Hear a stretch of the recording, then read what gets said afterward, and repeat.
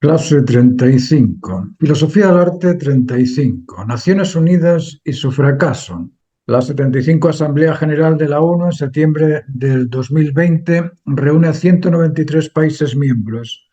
La Carta de las Naciones Unidas, que es el documento que dio origen a la organización, fue firmada en junio de 1945 por sus 51 países fundadores.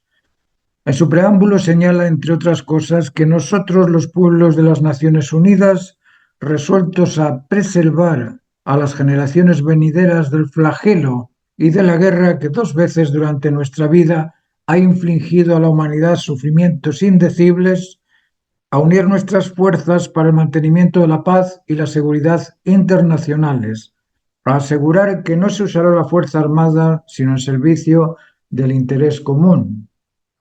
Aquí, en lugar de esta frase, debió decir en pro del ideal común humano, del sentido común humano y del bien común humano, explicando la identidad íntegra de la dignidad humana. La existencia de la ONU probablemente ha prevenido durante estos 3/4 de siglo una nueva guerra mundial, aunque tal vez también haya contribuido a evitarla el hecho de que varios países tengan en su poder armas nucleares que, de ser utilizadas, aniquilarían a gran parte de la humanidad. Estados Unidos, Rusia, Reino Unido, Francia, China, India, Pakistán, Israel y Corea del Norte poseen en conjunto entre 13.382 y 14.570 ojivas nucleares, y tal vez eso ha persuadido a los gobernantes que su propia muerte está casi garantizada si deciden utilizarlas. Sin embargo, si bien hasta ahora no ha estallado la Tercera Guerra Mundial, la ONU no ha sido muy eficaz para prevenir una gran cantidad de sangrientos conflictos, ya sea entre países o entre grupos dentro de un mismo país.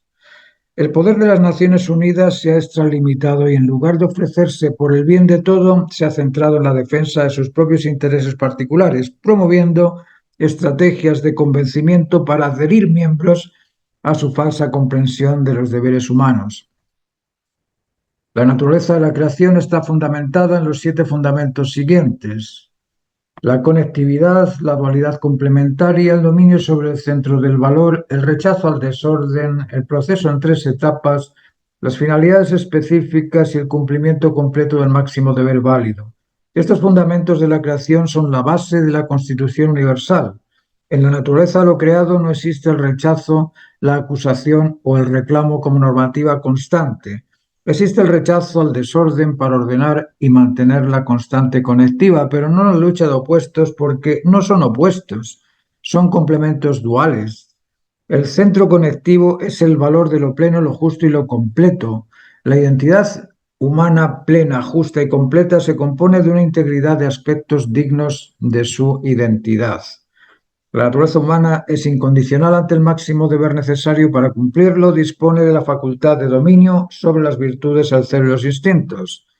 El proceso de desarrollo de la naturaleza humana consta de crecer, multiplicarse y dominar el mundo físico y espiritual. Para eso, debe descubrir cuál es el proceso de desarrollo de su libertad, autonomía y responsabilidad, porque es un ser libre, autónomo y responsable.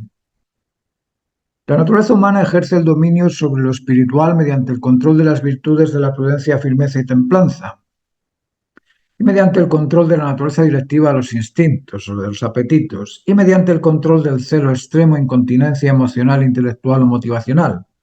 La naturaleza directiva de los instintos es espiritual.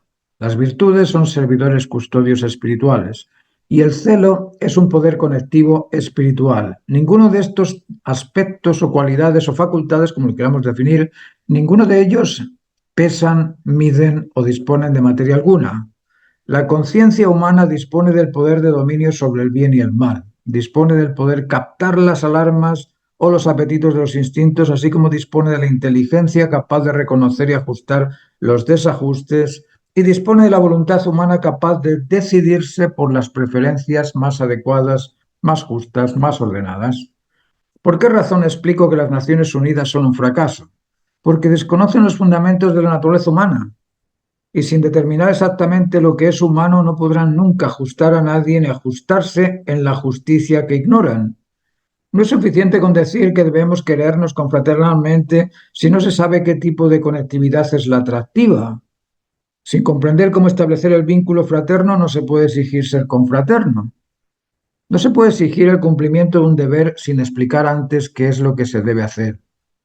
Las Naciones Unidas se fundamentaron en la esperanza de la paz, pero la paz es derivada de la justicia y nadie explica la justa razón de la naturaleza humana. La paz es derivada de la vinculación afectiva, pero no se explica en la Carta Magna ni el significado de vinculación ni el proceso de cómo establecerlo. La Declaración de los Derechos Humanos es un simple panfleto propagandístico de buena voluntad, pero sin el significado de lo bueno ni de la voluntad, y por eso es un fracaso. En las Naciones Unidas no se sabe lo que es la libertad, no se sabe lo que es la igualdad, no se sabe lo que es la dignidad humana, no se sabe cuál es la identidad humana, no se sabe cuál es la integridad humana. Y si no conoces eso, ¿de qué Naciones Unidas estás hablando? Las naciones están compuestas por personas, no son trocitos en un mapa, son personas. Y lo que buscas es la unidad entre personas. Y si no conoces la conectividad, la dualidad complementaria, el dominio sobre el centro, el rechazo al desorden, el proceso en tres etapas, la finalidad específica de cada cosa creada, y si no te das cuenta de que todo está completo en esas normas, pues ¿de qué Naciones Unidas me estás hablando?